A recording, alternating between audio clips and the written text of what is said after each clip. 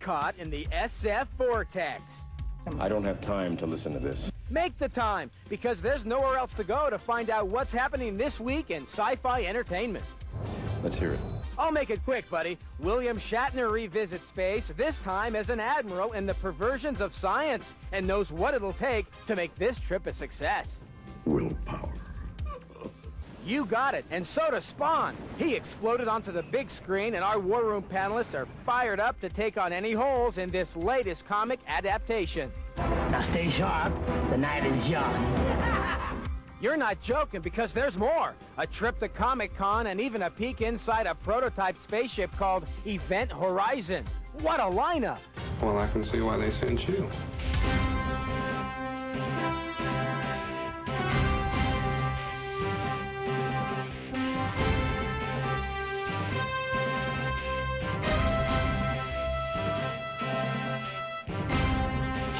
Welcome to SF-Vortex, everybody. I'm Roger Lodge, and you know, summer's just beginning to heat up. But as always, it's plenty hot right here in the Vortex, where we'll be taking a little trip into a parallel universe.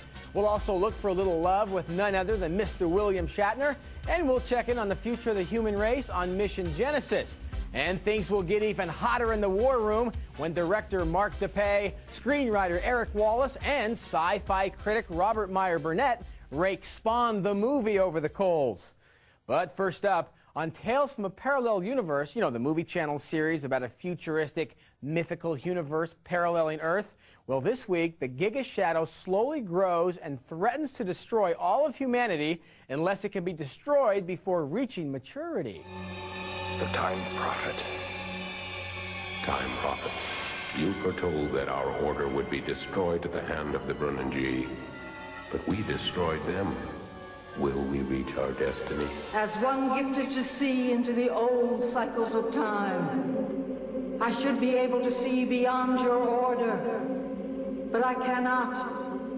I know only that when your time is past, there will emerge the Giga Shadow. But beyond the Giga Shadow, it is unclear.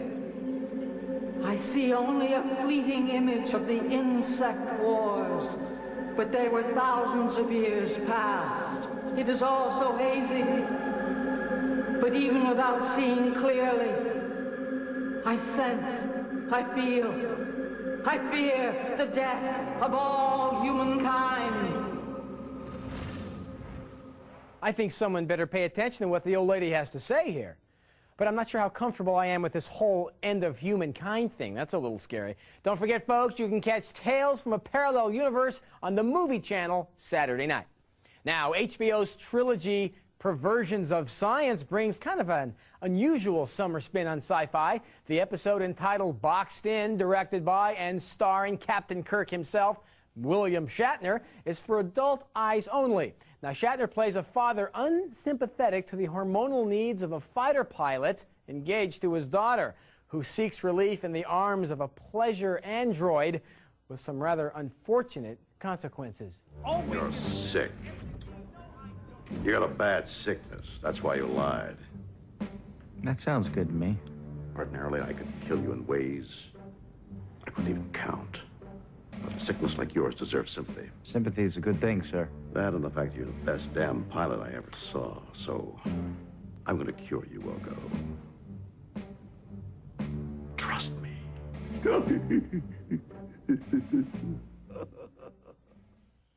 Never trust a man who gets his clothes from Michael Jackson's closet. You'll have to tune in to Perversions of Science on HBO August 15th to see how the cure works. Now, of course, the Sci-Fi Channel continues to bring you new sci-fi programming throughout the summer with its first original series entitled Mission Genesis. And this week, the crew is faced with a difficult decision forced upon them by someone who looks vaguely familiar. I don't belong there. It's your ship and your lives. Reb, take care of her. One day you'll see just how precious she is. Stop it! We can still save you. There's nothing to save here but a wish for revenge. And I'm about to get my wish. Now, you can catch Mission Genesis Monday nights, 8:30, right here on the good old Sci-Fi Channel. Now, in other TV news this week, Vortex viewer Drew writes and asks, I heard that Kes is leaving Star Trek Voyager. Is this true? Well, Drew, I'm sad to have to report it is true. Sources at Paramount say that Jennifer Lene's departure from the show is amicable and that she will be exploring other career avenues. And for all of you Jennifer Lene fans out there, you can catch her as the voice of the feisty research assistant Elle on the WB's animated Men in Black, the series, coming up this fall. And another one of our favorite sci-fi women is also leaving her role as well. It was recently announced that Claudia Christian, otherwise known as Commander Ivanova, did not sign on for the 5th and final season of Babylon 5. Now, there is some controversy as to what exactly caused this departure, but rest assured, folks, we here at the Vortex will keep you up to date on any further developments. Now, every summer, the center of the sci-fi universe shifts to beautiful San Diego for the International Comic Convention. Fans, artists, and creative talent gather every year for this 3-day extravaganza, and of course, we were there. It's just a fabulous convention. It's the best show of its kind, the biggest. We get the best cross-section of fans. We have people coming for the artwork, people coming for the comics, people coming here for the costumes. We have entertainment people coming to this show from LA, which is always a great opportunity for us. It's just wonderful.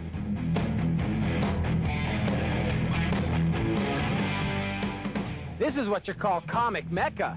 Even though the industry may have a dark cloud hovering above it with shops closing and sales down, you'd never have known it walking around the San Diego Convention Center.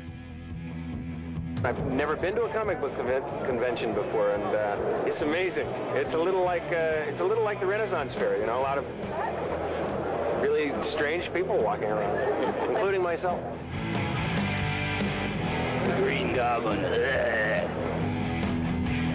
This is my 5th year I've been here, and every year it just keeps getting bigger and growing. It's amazing.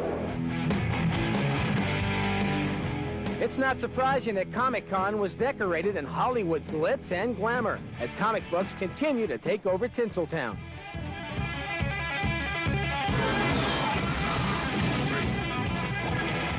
I never expected doing the comic book that it would become a movie. I thought it'd be a good TV show, but the folks at Columbia had a lot of confidence in it, and it's just gone great. Well, it's a great buzz. I hope everybody runs out and sees it. It's really a phenomenon, actually.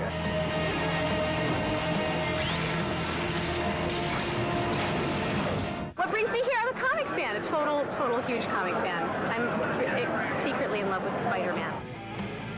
Sorry, Chase. Spidey couldn't make it, but the legendary Stan Lee was his usual war room self. Hey, wasn't I great last time I was there? Oh. Of course you were, Stan. But right now, we're talking about your latest live-action adaptation, Nick Fury. You know, guys like us tend to cling to the bold and let nothing signs of flesh. You know, how are you?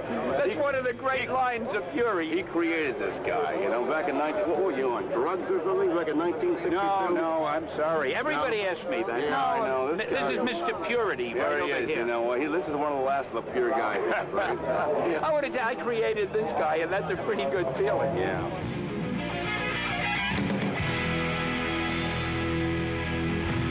Hey, Stan, baby, what's with Hasselhoff playing Nick Fury? That's my role, babe. I don't even have to act. I am Nick Fury. Anyway, you know you can reach me if you want to change your mind. Seriously, folks, David Hasselhoff will star as the legendary Colonel Nick Fury, director of S.H.I.E.L.D., in a Fox telefilm due to premiere this fall. All right, don't go anywhere. When we come back, we will be in the war room dishing out the summer's hottest flick, Spawn. Don't go anywhere.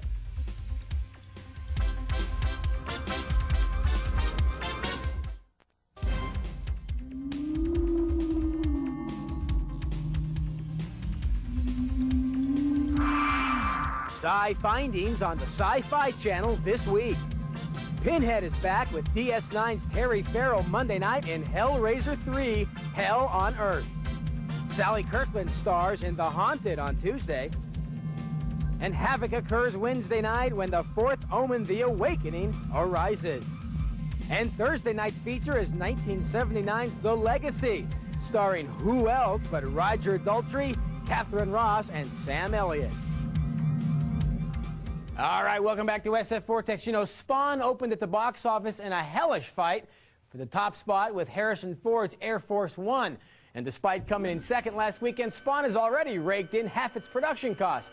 Check this out while I head down to the war room for what should be a heated debate.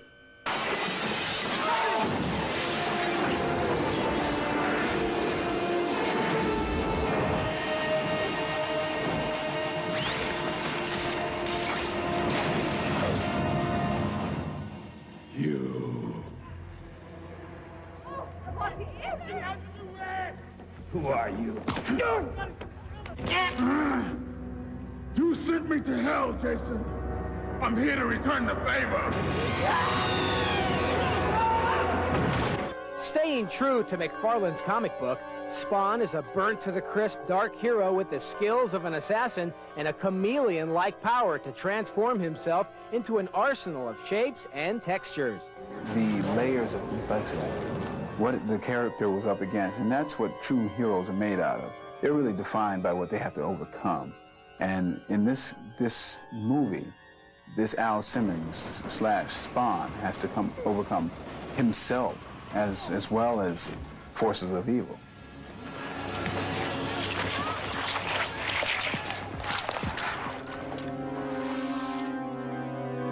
Spawn's Flesh to Steel took more than 400 visual effect shots and 21 companies working worldwide to bring his armor to life.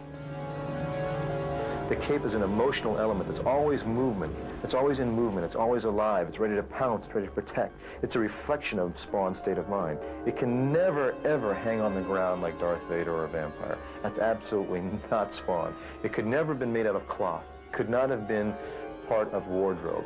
It had to be done with three-dimensional computer graphics.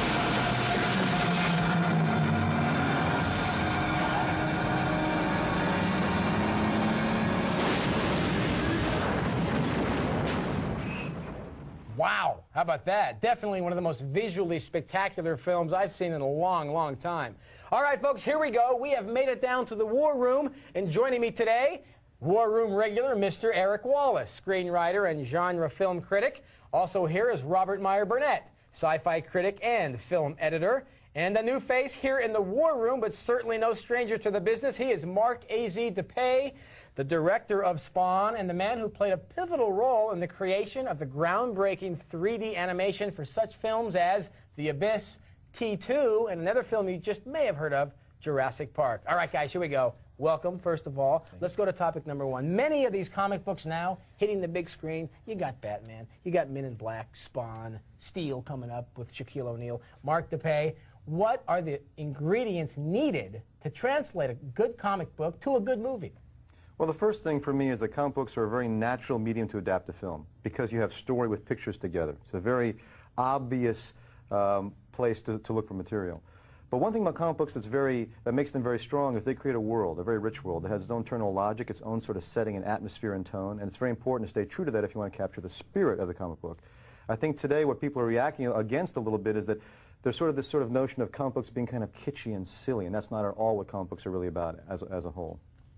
Eric, do you agree? Yeah, I'd have to look at something a little differently, though. I think the key ingredient for adapting a comic book is taking a premise. That's what comic books provide. They provide a world also, but they provide premises that are outrageous, fantastic, that audiences will love. And that's really the only thing you need. I think the other thing that's necessary to make a successful adaptation of a comic book is the same thing that you need for any other movie. Which is? Good writing, good acting, good directing. And if you don't have those things, your movie isn't going to work. And somehow working Kevin Bacon. Right. That too. Robert, what do you think? Well, I think one of the problems with comic book films is that they're not considered to be serious source material the way, say, a novel is. You have a comic book like, for instance, Batman and Robin is a perfect example of a film. The Batman comics within their pages strive to create a believable reality for the viewers or for the readers.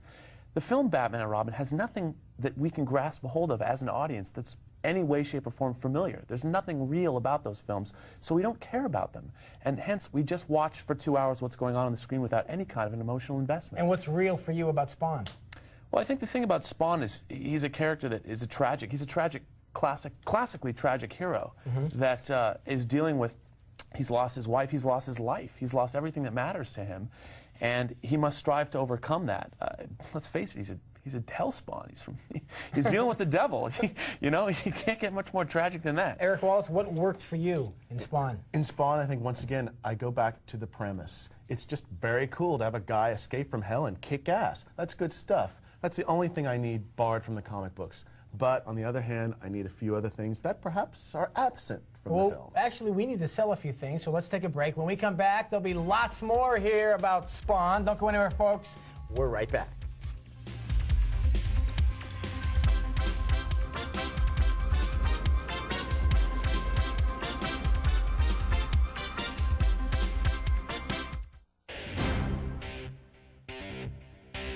And I want to say to everyone in the war room, wherever you go, whatever you do, think Marvel. We're down here. Excelsior! We're thinking Marvel, Stan, but right now we got our hands full with Spawn. Welcome back to the SFVortex, everybody. We are still in the war room with Spawn director Mark A.Z. DePay, screenwriter Eric Wallace, and sci-fi critic Robert Meyer Burnett. Guys, let's take a quick look here at a viewer letter. It is from Amy, and Amy writes, I think Spawn is a great thing. We get tired of superheroes in red capes flying around, doing good, and I think the film will be enjoyable for those mature enough to understand what Spawn is. Wow. Now, Eric, you mentioned that there were a couple of things that didn't work for you in Spawn, which were? I'd have to go with the script. The story, I don't think, works unless you know what Spawn is and you've read the comic book. As Mark, I think, would be the first person to agree, he's tried to make a movie that really works for the fans, that stays true to the dark roots. However, in doing so, I, as a Joe Blow viewer who am not familiar with the comic, I don't know what's going on half the time. The script seems to be very dichotomous to me. People say one thing and then contradict themselves. Al Simmons is on a roof. He says, "Kid, I don't want any friends." The kid walks up and the next minute he says, "Hi, I'm Al Simmons. Good to meet you." Things of that nature. It just doesn't work for me. Robert, did it work for you? Well, I think one of the problems that I had with the film as well was, whereas the comics create a reality that I believe in. When I turn the pages of McFarlane and Greg Capullo's work, I believe it. But the film, the opening of the film had this great scene where they attack this airfield, and I'm like, great, it's like right out of a James Bond film, very cool. And then the reality was sort of tenuous, and it sort of unraveled for me, and I didn't believe what I was watching. I didn't believe the predicaments of the characters, and I didn't believe Al Simmons' plight either. I think they should have spent more time dealing with him as a man, as a person, rather than as a superhero. I think part of that is backed up, though, by the way the world's shown in the film. You have the stuff on the alleys and on the rooftops, which seem like this gothic world out of Batman, but then you've got Al Simmons' home, which is suburbia.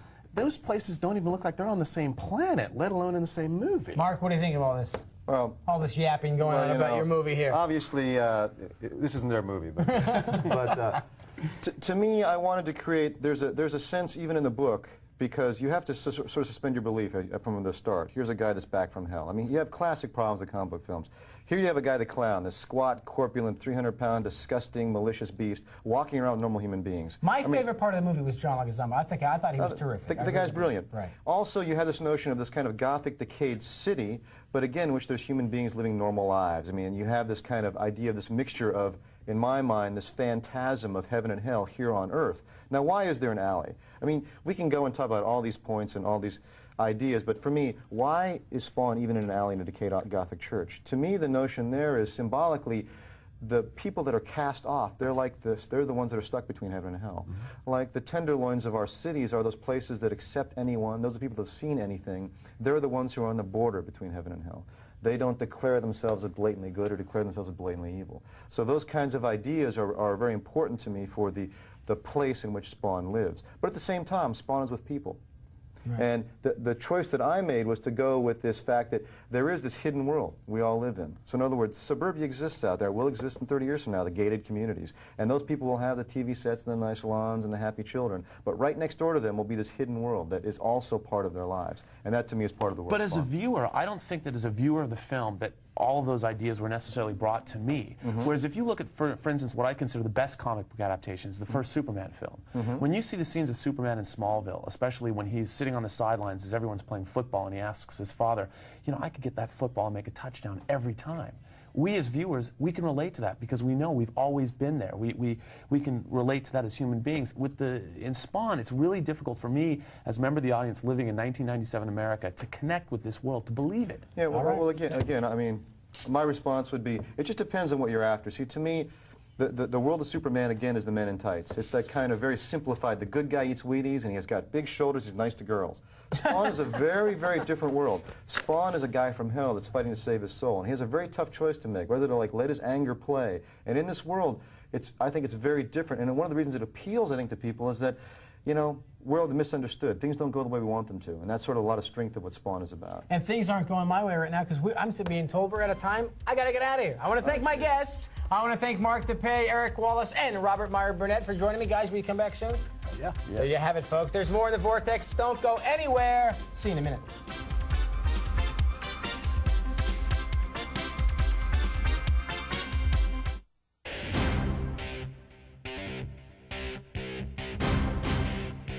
All right, welcome back to the show. You know, one of Hollywood's most anticipated movies of the summer is Event Horizon. It stars Sam Neill and Lawrence Fishburne. Here's what you all have to look forward to. This is incredible. It's the Event Horizon.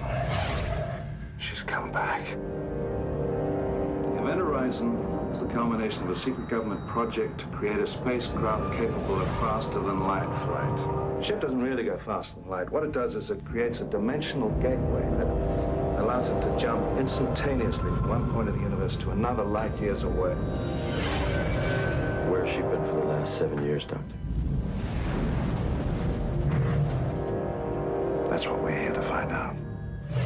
Event Horizon will be in theaters next Friday. Now for a little viewer letter. DA51DC wants to know, is it true that the Star Wars releases will be out on video in August, but only available for 3 months? Okay, here's the deal. On November 5th, the Star Wars Trilogy Special Edition will be available on video, but for only 97 days, and then they're gone. This week's show. Until next time, I'm Roger, and I'm out.